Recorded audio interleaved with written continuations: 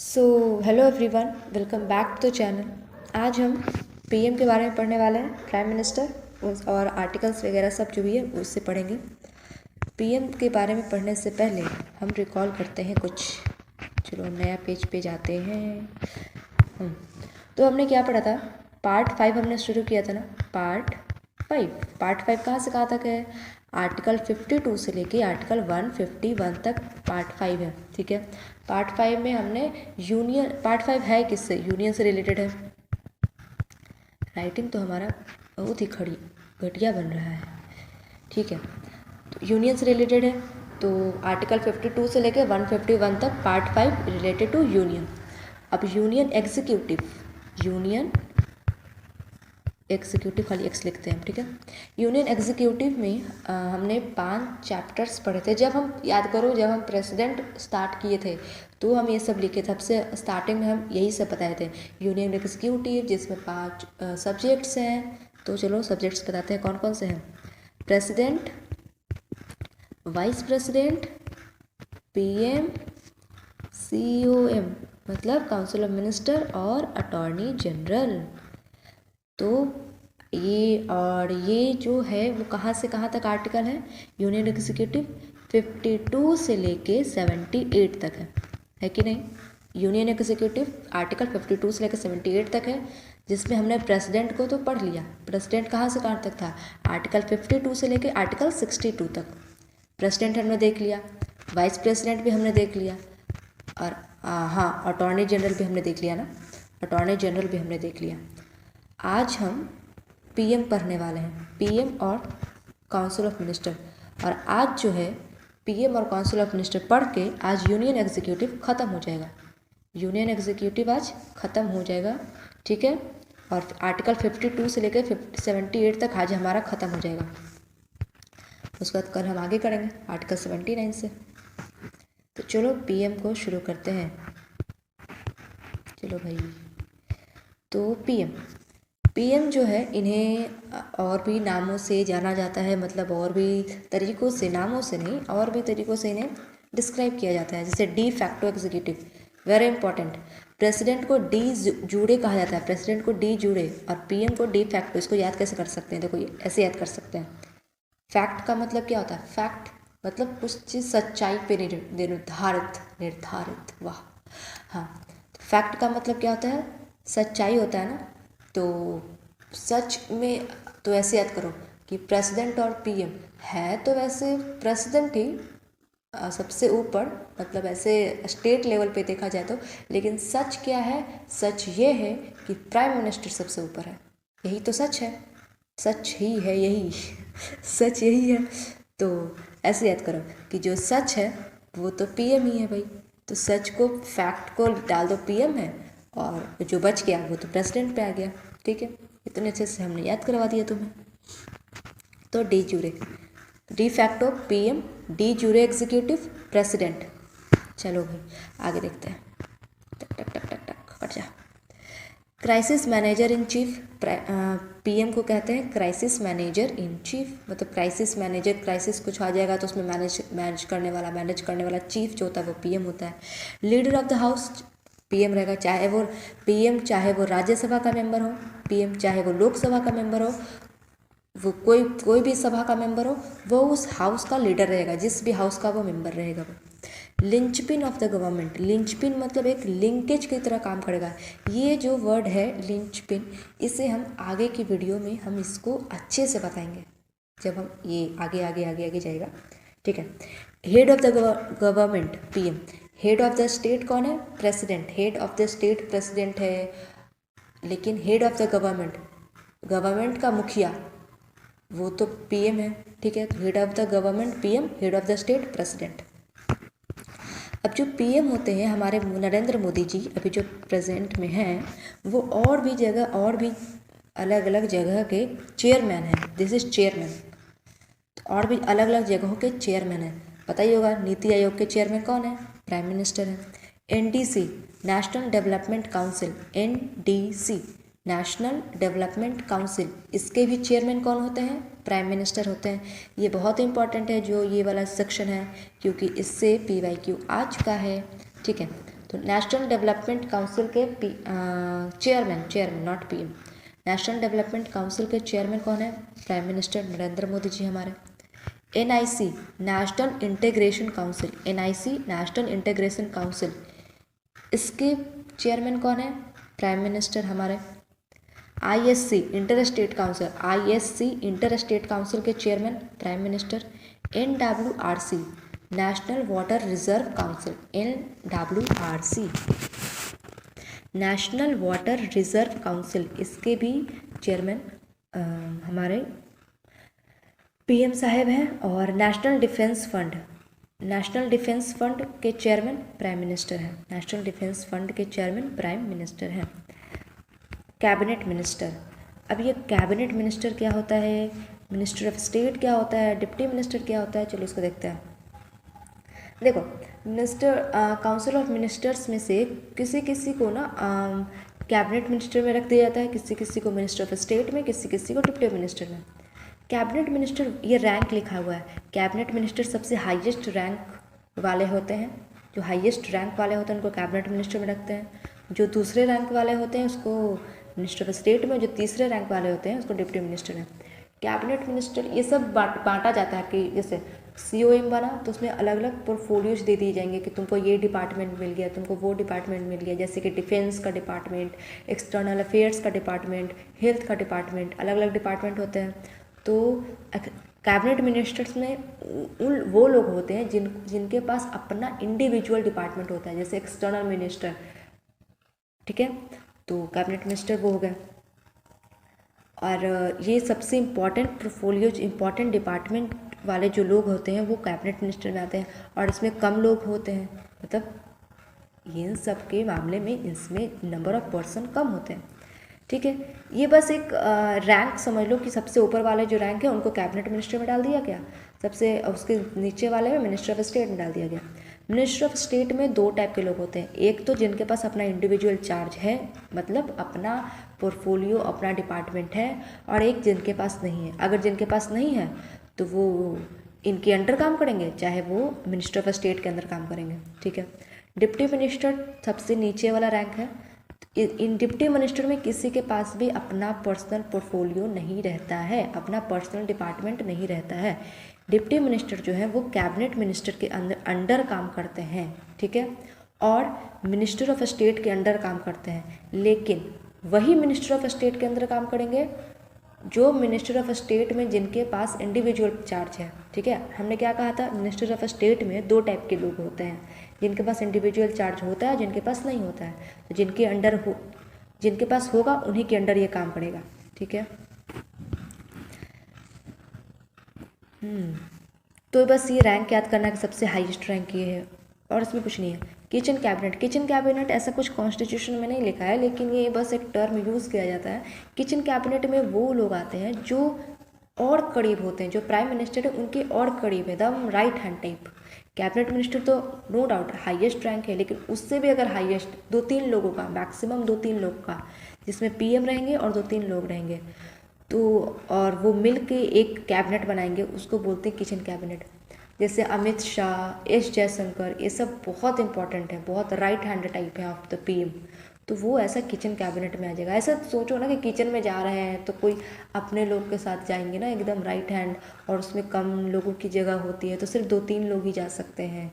तो इस टाइप से थोड़ा विजुअलाइजेशन करके इसको याद ध्यान रख सकते हैं। वैसे नॉट इम्पॉर्टेंट, एग्ज़ाम में ऐसा आने वाला तो नहीं है, क्योंकि वही कॉन्स्टिट्यूशन में नहीं लिखा हुआ है ऐसा कुछ।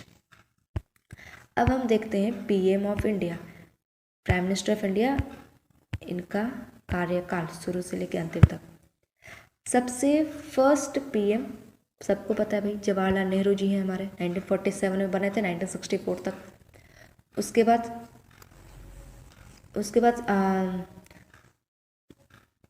हाँ, गुलजारी लाल नंदा कौन है, first acting PM. Acting PM कौन होता है, पीएम जो होते हैं वो उनकी डेथ हो जाती है, फिर रिजाइन कर देते हैं, तो उनकी जगह पे पीएम बनाया जाता है किन्हीं को, ठीक है। कुछ जब तक इलेक्शन नहीं हो जाता तब तक के लिए एक पीएम को रखा जाता है, तो उसको एज एक्टिंग पीएम कहा जाता है। तो गुलजारी लाल नंदा जो है वो फर्स्ट एक्टिंग पीएम है। सबसे ओल्डेस्ट पीएम है मोरारजी देसाई, और सबसे यंगेस्ट पीएम कौन है? राजीव गांधी, सबसे यंगेस्ट पीएम। ये यंगेस्ट है, ये ओल्डेस्ट है, ये तो लॉन्गेस्ट टेन्योर। अब तो मोदी जी भी इनके टक्कर में आ ही रहे हैं। और ये Gulzari Nanda first acting PM. ठीक है, चलो पहले से देखते हैं। जवाहरलाल नेहरू सबसे पहले, उसके बाद गुलजारी लाल नंदा, फिर लाल बहादुर शास्त्री, फिर गुलजारी लाल नंदा, इंदिरा गांधी, मोरारजी देसाई, चरण सिंह, फिर इंदिरा गांधी, राजीव गांधी, विश्वनाथ सिंह, टन टन टन टन टन। चलो इसको ना पहले ट्रिक से याद करते हैं, शुरू से लेके जवाहरलाल नेहरू जी से लेके मोदी जी तक। ये है हमारा लाइन ट्रिक। देखो इसको देख के घबराना मत कि इतना बड़ा लाइन ये है, इसमें बस इसको देखो और इसको बस एक विजुअलाइजेशन करो, बस सोचो, एक स्टोरी जैसे देखते हो, एक मूवी, बस उसकी तरह सोचो। और 2-3 बार ऐसे सोचोगे ना, इसको 1-2 बार पढ़ लोगे, फिर ऐसे 2-3 बार सोच लोगे, फिर इसको मन में 1-2 बार रिवाइज कर लोगे ना, मतलब ऐसा तो 1-2 बार ही करना है, और तो याद हो जाएगा ये। मतलब एक पोएम को याद करते हैं तो राइमिंग से याद हो जाता है, तो वैसे राइम से याद हो जाएगा, ये ज़्यादा हार्ड नहीं है, आई गारंटी। मुझे भी याद नहीं हुआ था, लेकिन याद हो गया मुझे 2-3 बार भी। चलो देखते हैं। नेहरू के गुजर जाने का, क्या बोल रही हूँ मैं? हाँ सही बोल रही हूँ।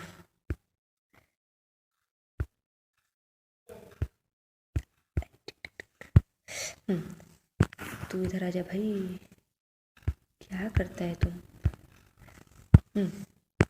नेहरू के गुजर जाने का, नेहरू जो हम रेड से किए हैं वो पीएम है, ठीक है, उनको याद रखना है। नेहरू के, देखो एक लाइन में बोलते हैं, नेहरू के गुजर जाने का सदमा लाल बहादुर सह न सके और वो भी गुजर गए।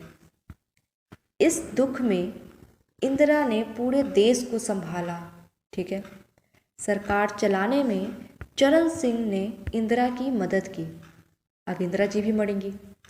इनके मर जाने के बाद राजीव ने सरकार संभाला और अपनी माँ का VCP प्रोग्राम देखकर दुखी हो जाते थे, इसीलिए वो अहिंसा को त्याग अमन चाहते थे। देखो ज़्यादा शौक मत हो, 2-3 बार और पढ़ते हैं, याद हो जाएगा। नेहरू के गुजर जाने का सदमा लाल बहादुर सह न सके और वो भी गुजर गए। इस दुख में इंदिरा ने पूरे देश को संभाला। सरकार चलाने में चरण सिंह ने इंदिरा की मदद की।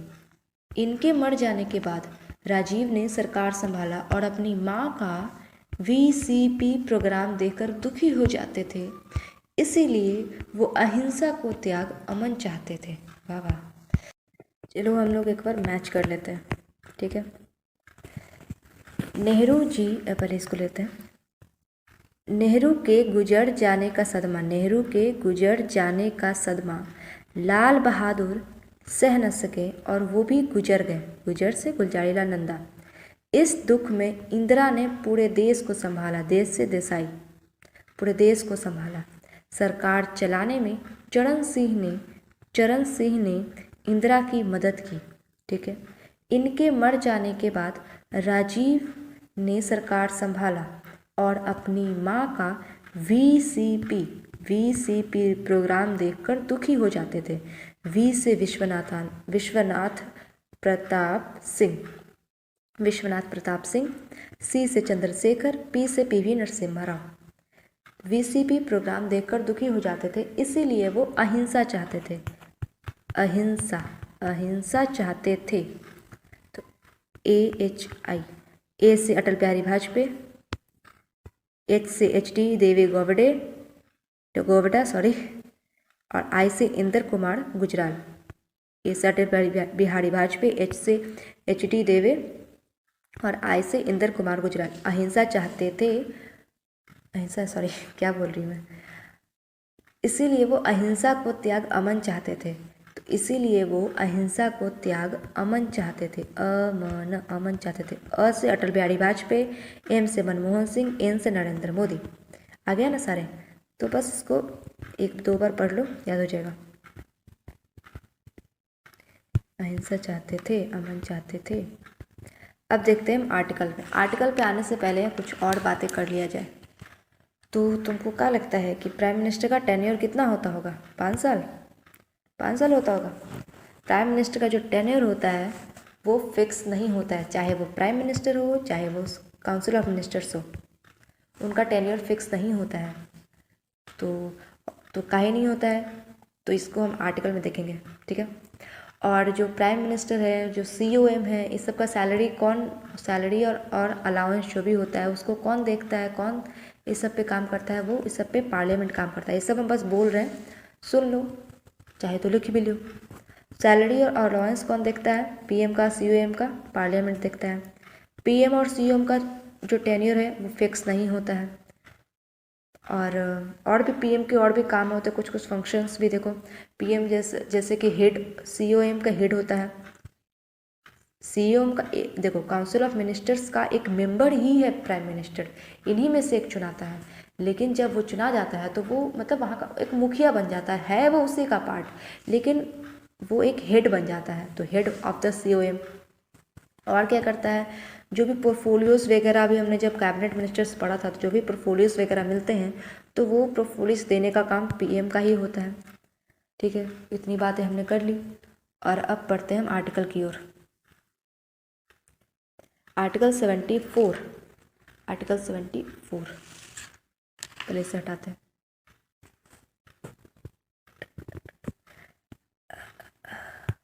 आर्टिकल 74, आर्टिकल 74 में क्या लिखा है? COM to aid and advise president.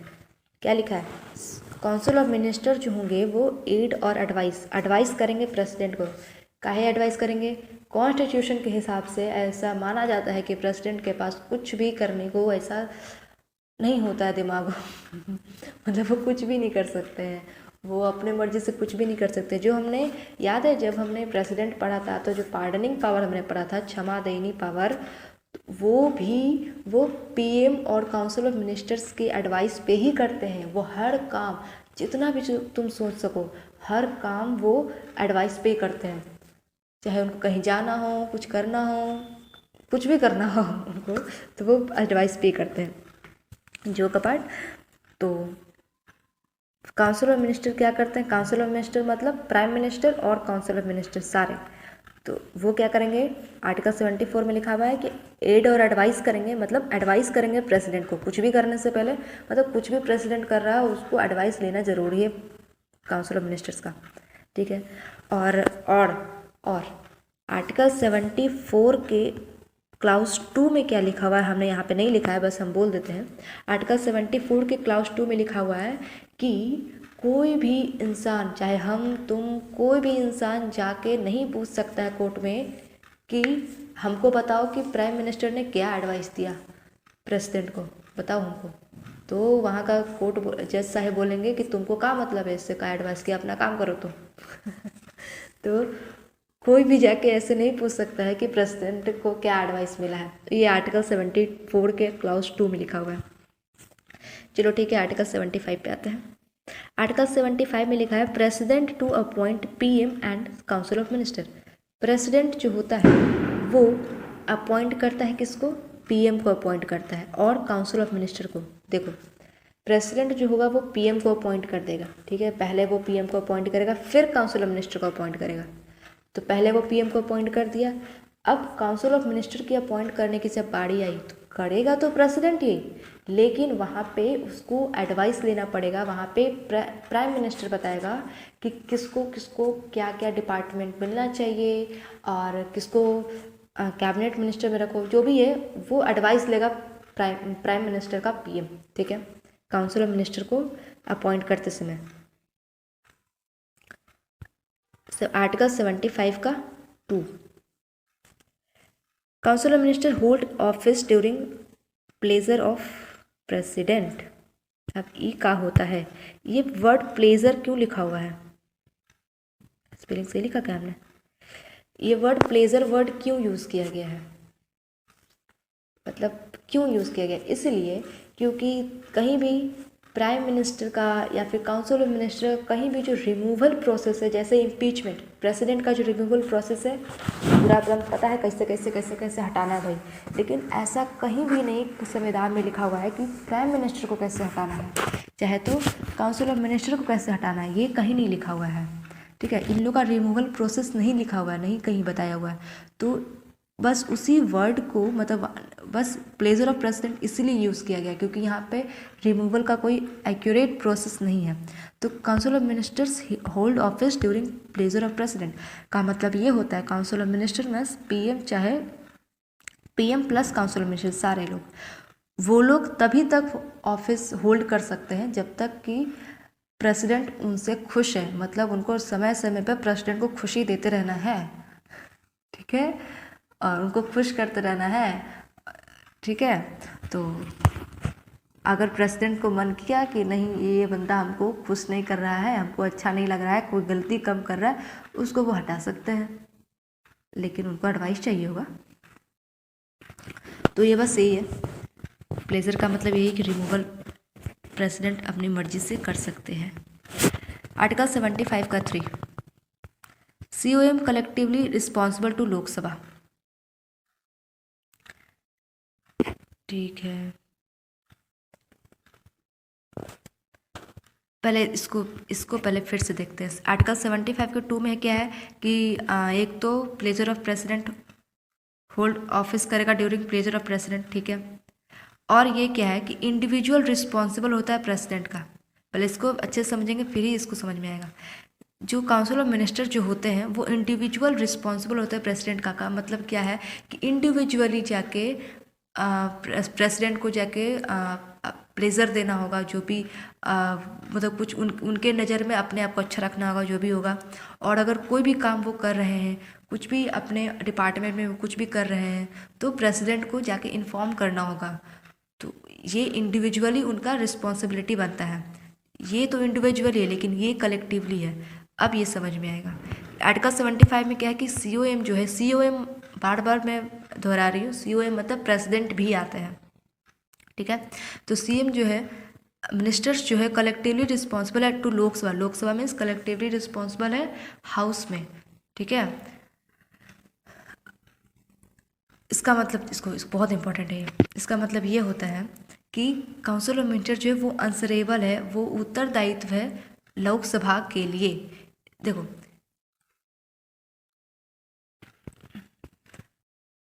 जो पार्टी है उस वक्त, ठीक है, उसको अपना बहुमत, अपना नंबर जो होता है, अपना बहुमत उसको प्रूफ करना होता है। लोकसभा में उसको अपना बहुमत प्रूफ करना होता है कलेक्टिवली, यहाँ पे अपना उसको बहुमत प्रूफ करना होता है। ठीक है, और अगर वो अपना बहुमत प्रूफ नहीं कर पाया, अपना नंबर जितना होना चाहिए वो नहीं प्रूफ कर पाया लोकसभा में, तो जो अपोजिशन पार्टी है वो क्या करेगा, वो नो कॉन्फिडेंस मोशन पास कर सकता है। नो कॉन्फिडेंस मोशन पास कर सकता है उस काउंसिल ऑफ मिनिस्टर का जो ग्रुप है उसके अगेंस्ट। और इससे क्या होगा कि पूरी सरकार जो होगी वो उसको सब पूरा गिर जाएगा, मतलब सारे PM और काउंसिल ऑफ मिनिस्टर सबको रिज़ाइन देना पड़ जाएगा। तो यही होता है, COM जो है कलेक्टिवली रिस्पॉन्सिबल है लोकसभा का मतलब कि उसको लोकसभा में अपना बहुमत जो है उसको दिखाना है, उसको अपना बहुमत प्रूफ करना है। और अगर वो नहीं करता है तो जो अपोजिशन पार्टी है वो उसके खिलाफ नो कॉन्फिडेंस मोशन पास करेगा। और अगर वो नो कॉन्फिडेंस मोशन पास कर दिया तो पूरे काउंसिल ऑफ मिनिस्टर्स को रिज़ाइन देना पड़ेगा, मतलब सरकार गिर जाएगी। ठीक है, यही होता है इसका मतलब। और नो कॉन्फिडेंस मोशन जो होता है वो सिर्फ लोकसभा में ही पास होता है। और ये जो इसको और डिटेल में ये सब मोशंस क्या होते हैं आगे की वीडियोज़ में बताएंगे। अभी बस इसको इतना ही समझो कि COM collective responsible to Lok Sabha, उसको बहुमत प्रूफ करना होता है, बस यही तक। और सबसे पहला नो कॉन्फिडेंस मोशन किन के खिलाफ हुआ था, जवाहरलाल नेहरू जी के खिलाफ। जवाहरलाल नेहरू जी के खिलाफ हुआ था। और किसने किया था, JP कृपलानी जी ने किया था। JP कृपलानी जी ने किया था जवाहरलाल नेहरू के खिलाफ नो कॉन्फिडेंस मोशन सबसे पहले। ठीक है, ये हो गया। एक चीज़ और देखो, PM एक चीज़ और समझते हैं। चलो बाद में समझेंगे उसको, पहले इसको देखते हैं, आगे समझेंगे उसको। 75 का 3, 75 का 3 तो हो गया। 75 का 4, COM का oath of secrecy by president. COM जो भी काउंसिल ऑफ मिनिस्टर्स है उनका ओथ कौन करवाएगा? प्रेसिडेंट करवाएगा, इसमें कुछ समझने का है नहीं। 75 का 5, इसमें क्या लिखा हुआ है कि a minister ceases to be a minister if he is not a member of parliament for consecutive 6 month. का मतलब क्या होता है कि अब मिनिस्टर जो है वो मिनिस्टर तब तक रहेगा जब एक पार्लियामेंट का मेंबर तब तक रहेगा जब तक कि वो अपना 6 मंथ का जो अपना कंजिक्यूटिव 6 मंथ तक वो रह सकता है। लेकिन अगर उसके बाद उसने अपने आप को प्रूफ नहीं किया कि मैं किसी हाउस का मेंबर हूँ तो उसको हटा दीजिएगा। इसको आसान भाषा में ऐसा समझो कि किसी को भी मिनिस्टर बन सकता है, हम भी बन सकते हैं, तुम भी बन सकते हो, कोई भी बन सकता है, ठीक है। किसी को भी अपॉइंट कर दिया जा सकता है मिनिस्टर। हर लोग थोड़े ना चुनाव जीत के जाते हैं, जैसे कि एस जयशंकर जी हैं, वो थोड़े ना कोई चुनाव जीते हैं, कोई ठीक है, वो कोई चुनाव थोड़े ना जीते हैं, तो हम भी जा सकते हैं। तो ऐसा चलेगा, चलो ठीक है, हम चले गए, ठीक है, हम जाके मिनिस्टर बन गए। तो अभी तो हम तो चुनाव जीते नहीं है ना, हम लोकसभा के मेंबर हैं ना राज्यसभा के मेंबर हैं, हम तो बस ऐसे ही हमको मिनिस्टर बना दिया गया, एक पोर्टफोलियो हमको दे दिया गया, ठीक है। अब अगर हम 6 महीने के अंदर, 6 महीने तक तो हम मिनिस्टर बने रहेंगे, लेकिन उस 6 महीने के अंदर अगर हम अपने आप को किसी एक हाउस का मेंबर नहीं बनाए, अब जाके हमको चुनाव वहाँ लड़ना पड़ेगा उस हाउस में। अगर हम नहीं लड़े, नहीं बने किसी हाउस का मेंबर, तो वो जो हमको मिनिस्टर का जो पद मिला है 6 महीने के बाद ले लिया जाएगा, वो ख़त्म हो जाएगा। तो वही लिखा हुआ है कि अब minister ceases to be a minister, एक मिनिस्टर तभी तक मिनिस्टर रहेगा अगर वो अपने आप को 6 महीने तक में अपने आप को प्रूव कर लेता है कि हम किस राज्यसभा का चाहे वो लोकसभा का मेंबर है, प्रूफ कर लिया तो वो कंटिन्यू रहेगा। अगर वो नहीं प्रूफ किया, नहीं बना किसी हाउस का मेंबर, तो 6 महीने के बाद वो ख़त्म हो जाएगा, वो मिनिस्टर ही उसका जो भी है ख़त्म हो जाएगा, ठीक है। तो बस इसका यही मतलब है। और जो हाँ चलो वही वाला बात कर लेते हैं। पीएम होते हैं सबसे हेड काउंसिल ऑफ मिनिस्टर में। चलो एक कैबिनेट मिनिस्टर ले लो, एक कैबिनेट मिनिस्टर्स ले लो सबसे ऊपर, उसके नीचे आएगा मिनिस्टर ऑफ स्टेट्स, उसके नीचे आएंगे जो भी है डिप्टी मिनिस्टर्स, और भी जो भी मिनिस्टर्स है सब आ जाएंगे। तो ये जो पीएम है वो सबसे हेड है। अगर इसमें किसी भी मिनिस्टर हट जाता है, समझो कि ये मिनिस्टर रिज़ाइन दे दिया, चाहे वो उसकी डेथ हो गई, चाहे वो कोई भी बात हो, उसको हटा दिया गया, तो इससे क्या होगा? इससे सिर्फ एक वैकेंसी क्रिएट होगा, मतलब सिर्फ एक सीट बन जाएगा जिसको भरा जा सकता है, फिर किसी और को बना दिया जा सकता है, किसी और को लेके इस जगह पे बैठा दिया जा सकता है। इससे कोई सरकार पे कोई प्रभाव नहीं पड़ेगा, कोई दिक्कत नहीं होगी। लेकिन अगर पीएम रिज़ाइन दे देता है, या फिर उसकी डेथ हो जाती है, या फिर उसको हटा दिया जाता है, तो पूरा का पूरा सरकार ही ख़त्म हो जाएगा। मतलब सबको रिज़ाइन देना पड़ेगा। अगर पीएम ने रिज़ाइन दे दिया तो सबको रिज़ाइन देना पड़ेगा। अगर किसी एक पर्सन ने रिज़ाइन दिया तो कोई दिक्कत नहीं है, वहाँ पे किसी और को लाकर रख दिया जाएगा। लेकिन अगर पीएम रिज़ाइन देगा तो पूरी सरकार गिर जाएगी, सबको रिज़ाइन देना पड़ेगा। बस यही था, और क्या। आर्टिकल 75 का 6 में क्या है कि COM की सैलरी जो हमने पहले बताया था ना, कि जो काउंसिल ऑफ मिनिस्टर की जो सैलरी अलाउंस है उसको पार्लियामेंट डिटरमाइन करता है, तो हमने पहले ही बता दिया। आर्टिकल 75 का 6 में है। देखो ये जो क्लॉज है इसको इम्पॉर्टेंट है, ये तो बहुत इम्पॉर्टेंट है, ये क्लॉज के साथ याद करना है। 75 का 3 ये भी बहुत इंपॉर्टेंट है, ये भी बहुत इंपॉर्टेंट है। ये सब जो है इसको आर्टिकल 75 में भी याद कर सकते हैं, ज़रूरी नहीं है क्लॉज याद करना, आर्टिकल 75 में भी याद कर सकते हो, ठीक है।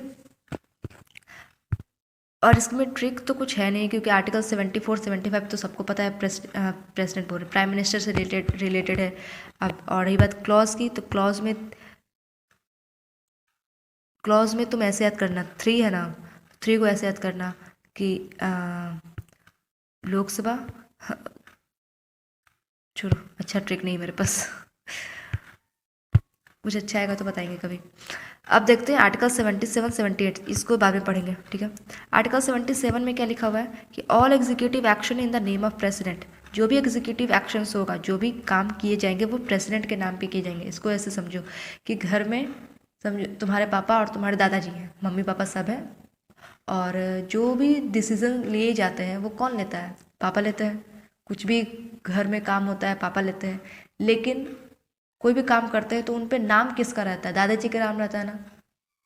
तो हेड वो है, उनका नाम उनका रहेगा। काम करेंगे पापा, लेकिन नाम किसका रहेगा? दादाजी का। तो वैसे ही है कि जो भी काम हो रहा है वो प्रेसिडेंट के नाम पे होना चाहिए। कर कोई और है लेकिन नाम होना चाहिए प्रेसिडेंट का, उस पर उनकी सिग्नेचर जो भी होनी चाहिए। आर्टिकल 77। आर्टिकल 78 क्या है कि PM to inform president all affairs of union. PM को जो है वो उत्तरदायित्व है, उनको पीएम जो है वो इन्फॉर्म करेगा प्रेसिडेंट को, जो भी वो ऑल अफेयर्स ऑफ यूनियन, जो भी वो कुछ भी कर रहा है, वो कोई भी डिसीजन ले रहा है, कोई भी काम कर रहा है, तो पीएम को जाके प्रेसिडेंट को इन्फॉर्म करना है, सिर्फ बताना है कि हम ये काम कर रहे हैं भाई। तो पीएम, इसका उत्तरदायित्व है, पीएम को ये करना है। तो बस इसमें ये लिखा हुआ है। इसको एक चीज़ और समझते हैं। देखो पीएम जो होते हैं, पीएम बस एक डायग्राम बनाते हैं, प्रेसिडेंट और इधर काउंसिल ऑफ मिनिस्टर। पीएम जो होता है, हाँ हमने क्या कहा था? लिंचपिन। हम स्टार्टिंग में क्या बोले थे? लिंचपिन की तरह काम करता है। तो पीएम लिंचपिन मतलब लिंक की तरह काम करता है। पीएम जो है काउंसिल ऑफ मिनिस्टर का हेड है, तो इससे कनेक्टेड है। और पीएम जो है, पीएम जो हर बात जाके प्रेसिडेंट को बताएगा, तो इससे कनेक्टेड है। मतलब ये एक लिंक की तरह काम करता है दोनों के बीच में। तो इसी के लिए कहा गया है कि PM is the linchpin of the government, PM, ठीक है। बस हमारा वीडियो लगता है ख़त्म हो गया। यहीं तक था। चलो फिर आज के लिए इतना ही, ज़्यादा लंबा वीडियो हो गया। और अगर हमारा वीडियो आपको अच्छा लगा हो तो अपना फीडबैक शेयर करना। तब तक के लिए बाय बाय, थैंक यू।